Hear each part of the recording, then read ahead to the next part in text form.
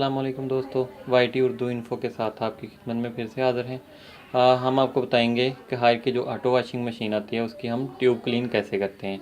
तो सबसे पहले हम अपनी वॉशिंग मशीन के बटन को पावर के बटन से ऑन करेंगे।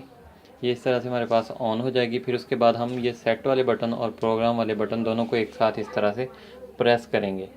करके कुछ देर रखेंगे तो ये हमारे पास इस तरह से सही से नहीं प्रेस हुए, लिखा हुआ CH आ जाएगा। इसके बाद हम यहाँ से अपना वाटर लेवल चेक कर सकते हैं। ये फुल रहता है, ये देखें ये कोई बटन काम नहीं कर रहा, बार बार एक ही बीप दे रहा है ना। ये इसका वाटर लेवल हम यहाँ से आगे पीछे कर सकते हैं। तो इस तरह करने के बाद हम इसको यहाँ से प्ले के बटन से स्टार्ट कर देंगे। ये इस तरह से पानी लेना शुरू हो जाएगी और पानी लेने के बाद ये खुद से इसकी ये ट्यूब सारी जो है अंदर से ये फिल होगी एंड तक। तो हम आपको दिखाते हैं बाकी का प्रोसीजर भी। ये जैसे ही फिल होने के करीब जाएगी तो वीडियो को मैं पास कर रहा हूँ ताकि नेक्स्ट आपको वहीं से दिखा सकूँ, बजाय इसके कैसे आपका टाइम वेस्ट करूँ और इसको चलता रहने दूँ। तो ये जब तकरीबन फिल होने के करीब आएगी तो हम इसको फिर से अपनी वीडियो को स्टार्ट कर देंगे। तब तक मैं इसे पास कर रहा हूँ। ये देखिए इस तरह से हमारे पास इतना इसमें पानी जो है वो आ चुका है। अभी ये और फिल हो रही है। जैसे जैसे फिल होगी हम बीच बीच में से आपको दिखाते जाएंगे। पानी भरने के बाद इसमें इस तरह से ये चलना शुरू हो जाएगी खुद से, ये देखें। और ये चलती रहेगी जब तक ये ट्यूब क्लीन होती रहेगी। जब इसका प्रोसीजर पूरा होगा तब ये खुद से ही इस पानी को निकाल देगी। अगर हम चाहें तो इसमें जो बर्तन धोने वाला कोई डिटर्जेंट वगैरह है वो भी इस्तेमाल कर सकते हैं अगर चाहें तो। सर्फ़ का तो नहीं, लेकिन उन्होंने जो लिखा हुआ वो डिटर्जेंट का लिखा है जो बर्तन धोने के लिए इस्तेमाल होता है, वो हम इस्तेमाल कर सकते हैं ताकि उससे अच्छी तरह से अंदर से इसकी क्लीनिंग हो जाए। ये इस तरह से रुक रुक के चलेगी, कुछ देर इसमें वेट करेगी। फिर ये चक्कर वो एक तरफ को फिर दूसरी तरफ को, ये इस तरह से करके इसकी ट्यूब क्लीन करेगी। बाकी कुछ देर में हम दोबारा से इसको पास कर रहा हूँ स्टार्ट करके, तो आपको इसका टाइम दिखा देंगे। अब ये इसके साथ ही पहले वो वॉच टाइम आ रहा था, ये देखें अब इसकी ये तीनों लाइट्स ऑन हो गई हैं।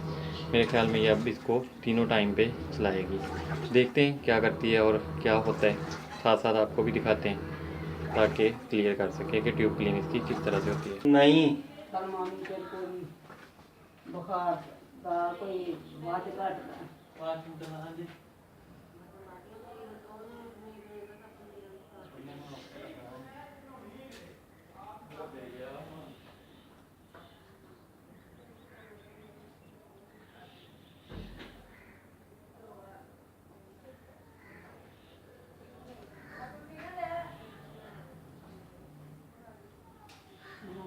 आपे कर दिया ने हाँ बैठी आ फिर जाना कर दी आ गल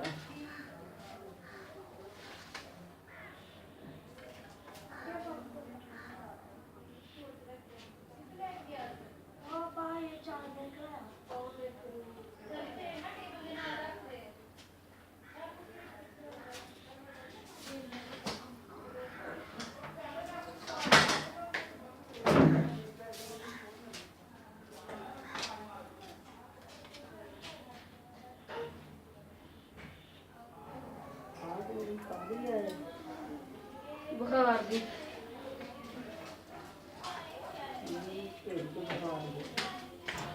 बाहरों बंद करना नहीं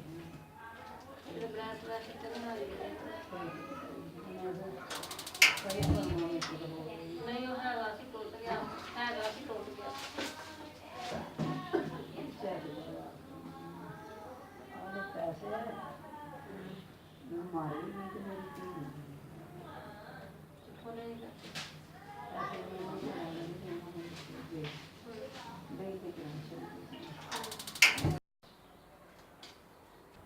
ਕੀ ਪਤਾ ਉਦੋਂ ਤਾਂ 10-15 ਦਿਨਾਂ ਤੱਕ ਤਾਂ ਹੁਣ ਰੋਜ਼ ਗਾਂ ਤੋਂ ਗਾਂ ਕਰੀ ਜਾਂਦਾ ਕਿੱਥੇ ਕਿਨੂੰ ਹੈ ਕਿਨੂੰ ਰਿਆਜ਼ ਨੂੰ ਹੈ ਰਿਆਜ਼ ਨੱਥੂ ਆਏਗਾ ਜਨਾਨੀ ਆ ਤੇ ਗੁਰੂ ਨਾਨਕ ਨਹੀਂ ਜੀ ਇੱਕ ਉਹ ਹੈਗਾ ਨੱਥੂ ਆਏਗਾ ਇੱਕ ਉਹ ਹੈਗਾ ਕਬਰ ਕੇ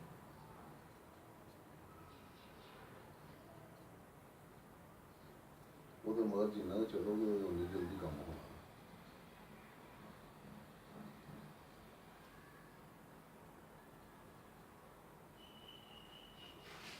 4 ਮਹੀਨੇ ਹੋ ਗਏ ਪਨਵਾ ਚੜ ਪਿਆ ਹੈ।